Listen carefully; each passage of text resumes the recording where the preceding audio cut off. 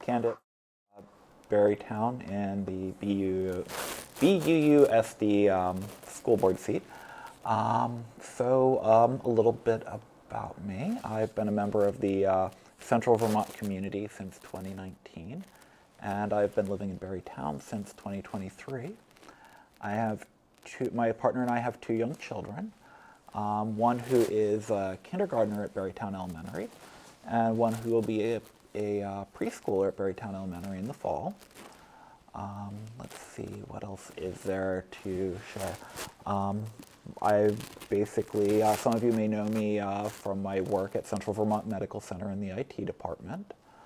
Let's see. IT. We needed some IT expertise this morning because things were just not rolling right here, but you'll have that sometimes. Yeah, that's just how it is. Things don't always go the way we want them to, and we just do what we can to roll with it. Yeah. So, well, let's just jump right into things, and we'll start by asking, what is it that made you want to run for the school board? So what made me want to run? Basically, I've been part of the community for a number of years. The community has given a lot to me and my family, and I am always looking for ways to give back. I'm also currently working on my MBA, recently graduated with my bachelor's degree, and I feel that I want to give back in whatever way I can, and the school board is a way that I can give back and also ensure that my children and all of our children in the community get the education that they need, while also ensuring that our community's needs are met. Yes. And in talking about that, we know that there are some changes proposed and up here that are going to affect maybe some of the programs offered, the budgets, lots of different things. They're talking about consolidation of districts and maybe tightening that up and making it a little bit more small. Do you have thoughts on that? So I've been thinking on it. I've been open to a lot of the ideas. I know that a lot of the ideas that they've been proposing are realistically, there's going to be a lot of back and forth before anything gets rolled out. I know that there's probably going to be somewhere in between the current system and what is being proposed. Having lived in other places and having worked at school districts in other places, I did some school district work in IT in Pennsylvania, for example, where I worked at several different school districts. Somebody is asking, can you just pull your mic out? Oh, yeah. Under your jacket. I am so sorry. Can you hear me better now? There we go. Yes. Yeah. So my work in the school districts in Pennsylvania, those school districts were much larger than the districts we have here in Vermont. And we had districts that were very wealthy and ones that were not, that just weren't. And basically, in the efforts to make things more fair there, we did have a lot of consolidation that had happened there, that had happened years before I had done that work. And they didn't get everything right, but there were efforts made. And my goal here is, with the consolidation effort, is to try and take some of those lessons learned from being in Pennsylvania and working in those school systems. And also my time living in Florida and having been a student in Florida, where we had school districts that were on the county level, where some of these counties, you had over a population of 1 million people that the school district served, these entire communities of 1 million people. And in those school districts, they did the best they could, but there were people that got everything that they needed and a lot of people who were left behind. Mm-hmm. Mm-hmm. So do I think that these models that this approach is going to get everything right? At first, probably not. There's going to be teething pains. But I think that with some work with the school boards that we have in place and working with the state, that we can find something that will work for everyone. Nice.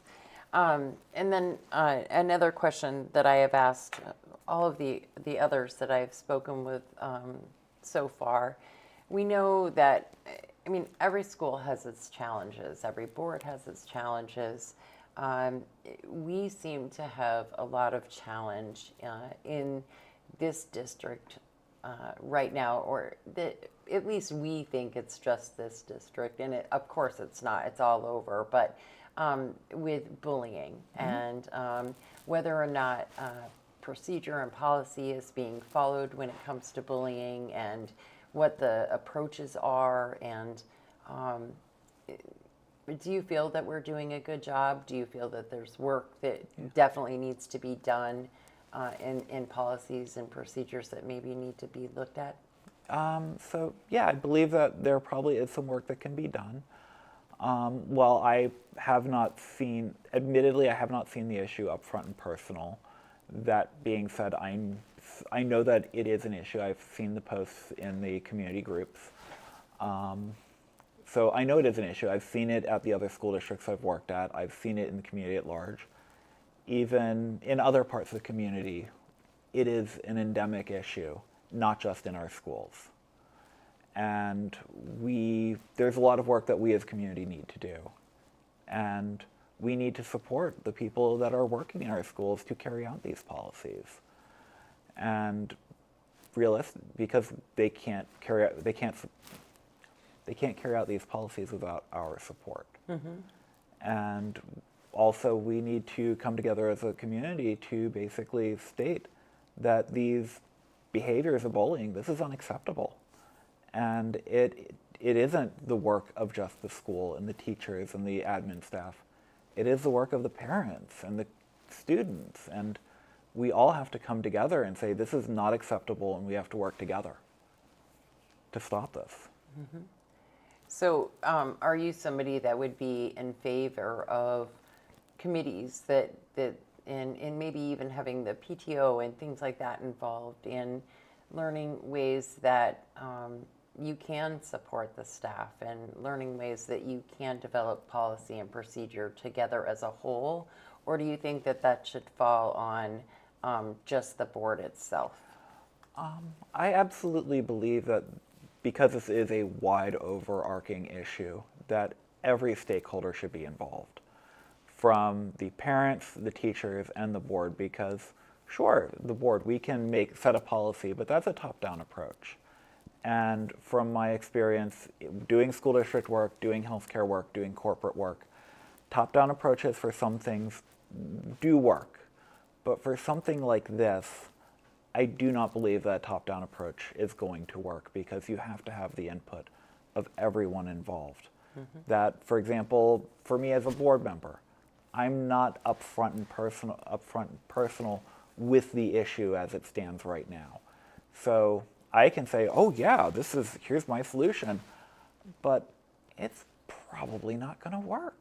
I need the input of somebody who is there in the trenches, dealing with the issue up front and personal, so we can work together and find a solution. And I've asked everybody this question as well, because I guess this is my own thing, really, but I'm curious as to how you all feel about it. But do you know about the 2-minute rule when it comes to speaking at a board meeting? Whether that's just the rule. And what are your thoughts about the 2-minute rule? Do you think that there are times that we should be a little more lenient on that if somebody, especially a parent or someone from the community, has something that they feel really needs to be shared with the board? So the 2-minute rule, I understand the intention behind it. I'm familiar with it because, again, this is a common thing to encounter. I've encountered at other school boards.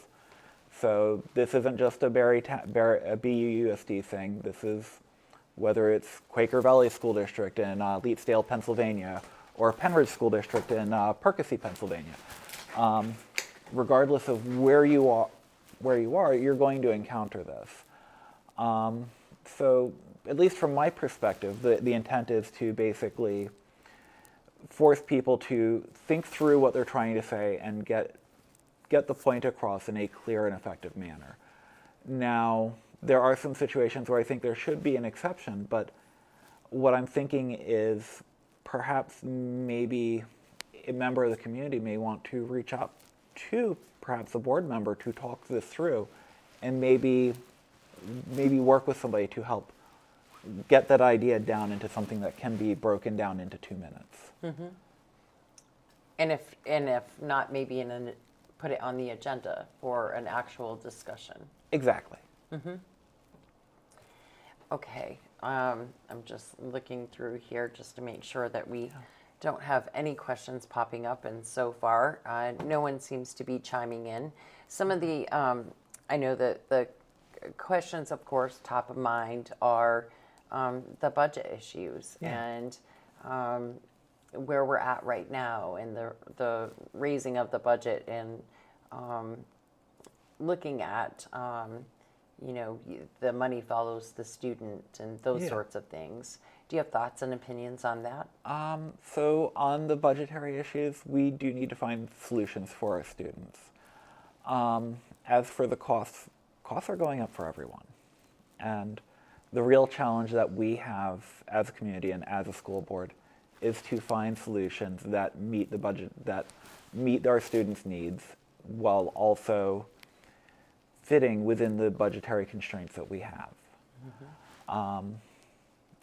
Admittedly, I've been just taking, sorry, I'm just trying to formulate my thoughts here.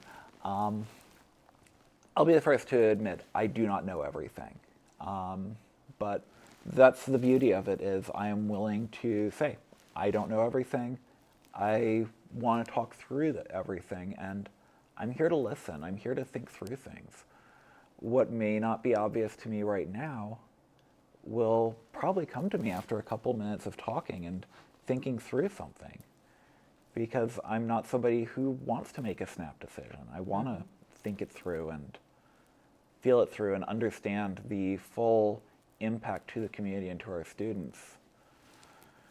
Do you think it's important that each board member take the time to do line by line when it comes to the budget? Should they look through it line by line? Should that be left up to just the committee, to the finance committee, to go through line by line, look at everything and say, okay, let's vote on this? Because my thoughts are that you bring a number to the table, and you've got a number and you've been given that number, but how do you know how they came to that point? And how do you weigh in unless you yourself have gone line by line? Exactly. So in addition to my work at the hospital and in my career, I also am part of the supervisory committee for a local credit union. I'm actually a supervisory chair, so I'm familiar with going through budgets and monthly reports line by line. One thing I've found is a lot of people do not have a lot of understanding of going through reports and going through line by line. And that's actually something that has troubled me from my time in business, as we need to improve that literacy of reading reports and understanding the financials and how they translate. So while there is value in having a committee for handling these things, I think that the main board should be going through these, because yes, a line item for fuel expenses or for the art supplies, that's great, but we need to understand every single line item and the context that these line items exist in. Because if we don't, if we don't understand the context that these line items exist in, it's easy to say, well, yeah, we don't need to spend this much money on music education. But if we understand the context and the full context of all these line items. So at the start, you said you have one in kindergarten and one heading into preschool. Yeah. If you could create a perfect environment for them, or a perfect, K through 6, is it? Yeah. K through 8 experience for them at Barrytown, Yeah. let's just say, because that's where you are. What would that look like? So basically, it would be an environment where they would be able to express themselves, explore themselves, get to learn, and not have the worries of bullying. For example, when I was growing up, bullying was a much bigger issue, but again, the world was a very different place in the 1980s, and things that aren't acceptable now totally were back then. So we've made a lot of progress, which makes me very happy to see today. But I just want to see that progress continue in creating this supportive environment for our children.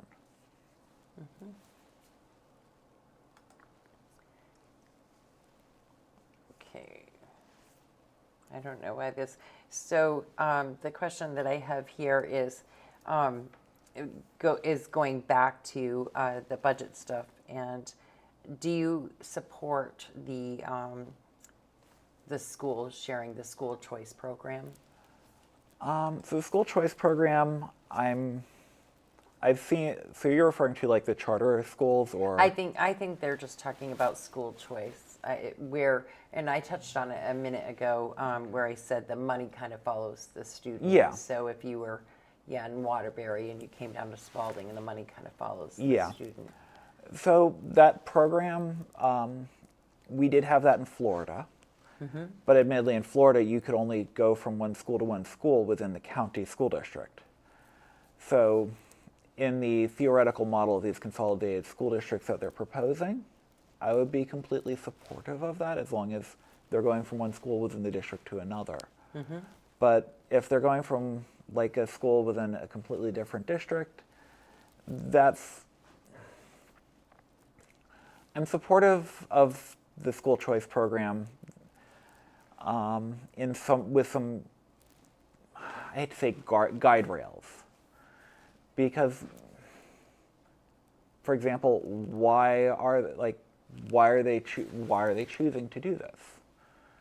Like, are we going to do the magnet school program model that was being utilized in Florida, like where we had schools that were focused on science, technology, and engineering and mathematics, or the arts programs? Like, is that something we're going to push for here? Because if we're going to do something like that, a school choice program makes complete sense.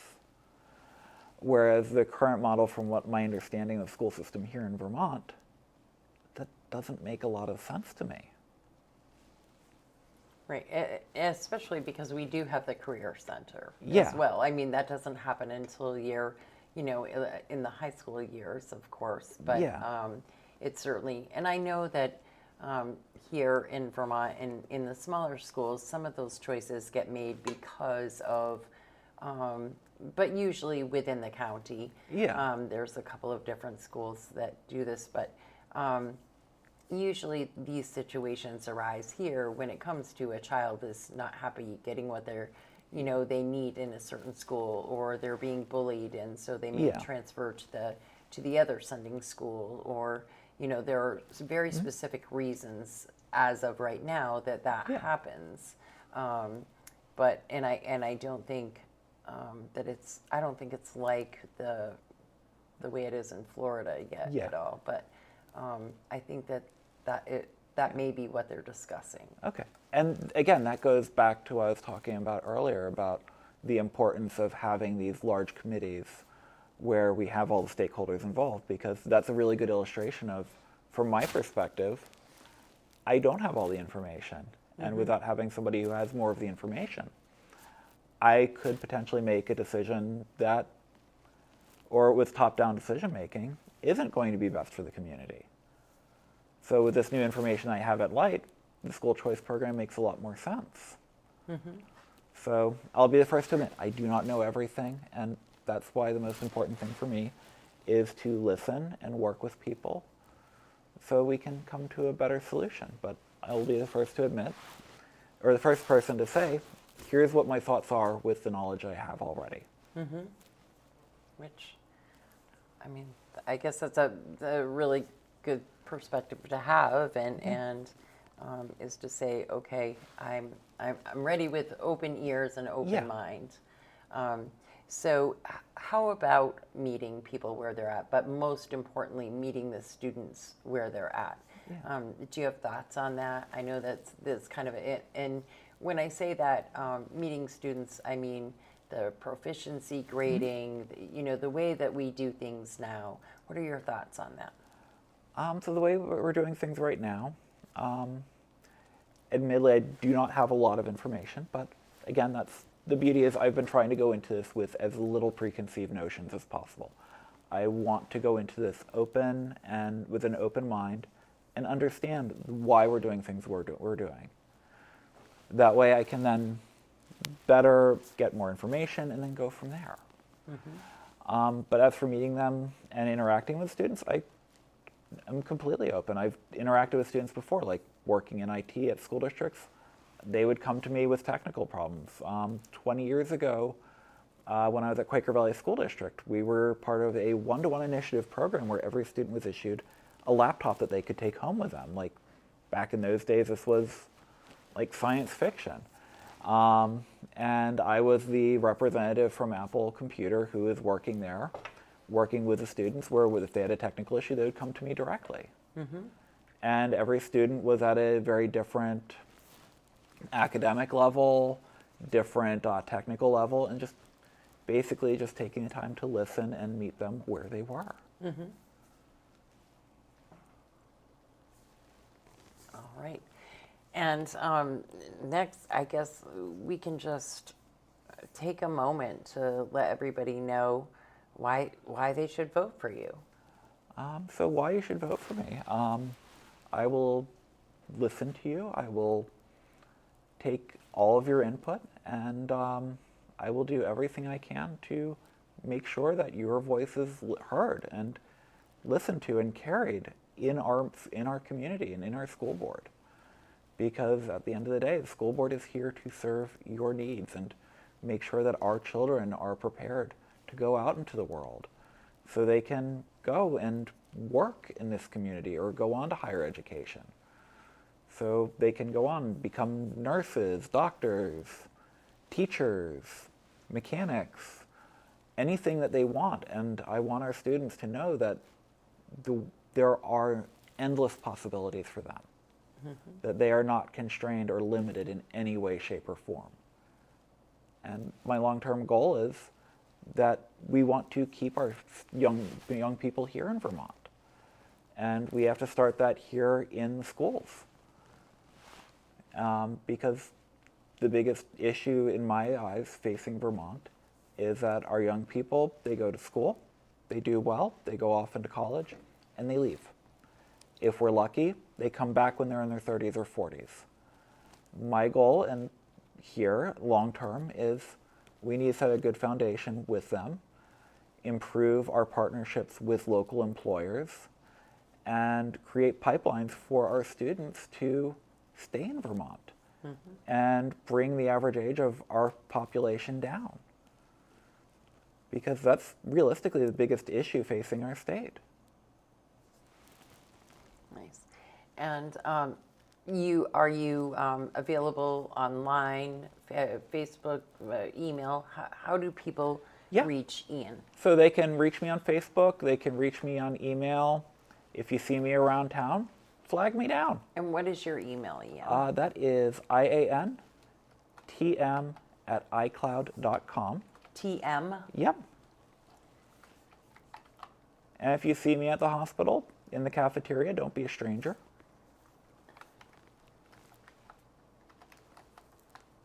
And it's at iCloud.com. Yep, And then you are on Facebook as well? I am. And is that just Ian Campbell, or do you have a campaign page? That's my campaign page. That would be the preferred place. Which is? It's just the Ian Campbell campaign page. Okay. And that's what it says, Ian Yep. Campbell Yep. campaign page. Yeah, it just says Ian Campbell. Okay. I wasn't that sophisticated. I'm still new to this, and there's a lot I don't know, and that's the beauty. And can Have you done any mailers or postcards or anything like that people can look forward to Yeah. seeing, and then you have some posts? Or I just want to make sure that people know what you have out there so that they have access to you. Yeah, so there have been some mailers sent. I do have some cards on me. And, but yeah. Okay.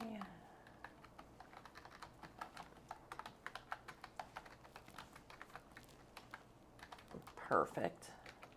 And look for the mailers. Yeah, look for the mailers, keep an eye out for the signs, and make a plan to vote on town meeting day, this March 4th. I'll be there at Berrytown Middle and Elementary School if you have any questions outside of the building.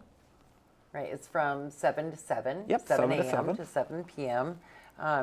Voting day, as he said, is March 4th, and that is in Berry City at the auditorium, 7 to 7, and Berrytown Elementary School, also from 7 to 7. And get out there and vote. And you can do absentee ballot if I am someone who is saying it's too late to put them in the mail because mail has been crazy lately, but you can bring them directly to the city clerk or town clerk.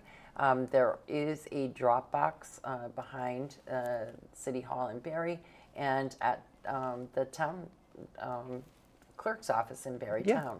So you can get those dropped off if it's after hours. There is a place to put those. So if you are using absentee, it is my thought that it is far too late at this point to be putting them back in the mail with as slow as it's traveling right now. But I just want to make sure that there's absolutely nothing else that you want to let our viewers know. Basically, I can't think of anything, but I just want to wish everyone a wonderful day, a better week, and there will be ideally many, many bright days ahead of us. We hope. And is it school break this week? We are on school break. We I want are to say on school school starts up on March 5th, I believe. Nice. So let's hope for some sunshine in here Yeah. a few days and maybe a little bit of sledding or something Yeah, fun. some sledding, maybe some goofy stuff with the kids. It'll be great. It'll be great. So, well, I want to thank you very much for coming in and doing this with me. And please know that this interview will get watched maybe several times after we close the show. And so just look to it to see if anybody has commented later. A lot of people are at work, so they'll comment. There may be some things that you can answer later on that people didn't get a chance to ask while you were here with us. And then that'll give you an opportunity also for communication with questions that people in the community might want to ask. And I'm getting another message. I hate it when people do this to me. Well, I don't hate it. I love you all. But put them in the comments. Do you feel this, because we're talking about this, I guess, do you feel that the schools or the community provides enough stuff for young kids to do? And do you think that they could do more, having the gymnasiums and stuff open when school is out for the kids to have some activity time? So that is actually a really, really great question. That's actually something I have been, one of the things that actually prompted me to start this process, is that I would like to work towards finding a way towards opening the gyms more for the kids. And maybe finding a way to have like some kind of open gymnasium, or finding a way for finding some kind of space for kids to maybe do some indoor bicycling during the winter time, because that's a great time to, one of my passions with my kiddos is bicycling, getting them on their balance bikes. And unfortunately, with how harsh the winters are, that can be really difficult for several months. And just even getting a little bit of access, like even 1 or 2 days a month, that can be huge to help them develop those skills in a safe environment. And warm. Yeah, in a warm, safe environment, and help teach them those safe riding skills in a place where you don't have as many dangers, and help develop that sense of community. Yeah. Nice. I know that I think that that would be something really helpful. And I think Yeah. that's a great question, Jan, that asked about that. Yeah, because at the end of the day, we need to build a stronger community. And it starts with our kids. It definitely does. Well, again, thank you so much for coming in, and we'll be talking to you, and I'm sure I will see you at the polls on March 4th, because I too am in Barrytown, so that's where I will be heading come March 4th, and so we'll see you then, and good luck to you. Thank you so much for having me. Thank you. Okay, guys.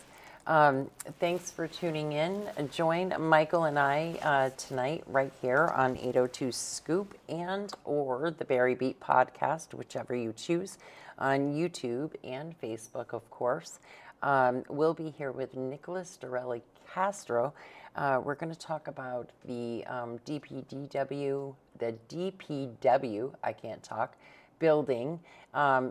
To buy or not to buy is the question for the O'Reilly's warehouse. And so we'll be discussing that with Nicholas. We'll be discussing the condition of the current building and the great need that we have for this facility, and the need that has been here for quite some time now. So Nicholas will be joining us at 7 p.m. So please tune in with your questions, comments, and concerns. And then join me again on Wednesday. I will be speaking with Jeff Eddy in the morning also at 11 o'clock, and that's Wednesday. And then Terry Rail at 7 p.m. on Wednesday. Until then, we will see you tonight, I hope. Thanks, and have a great day.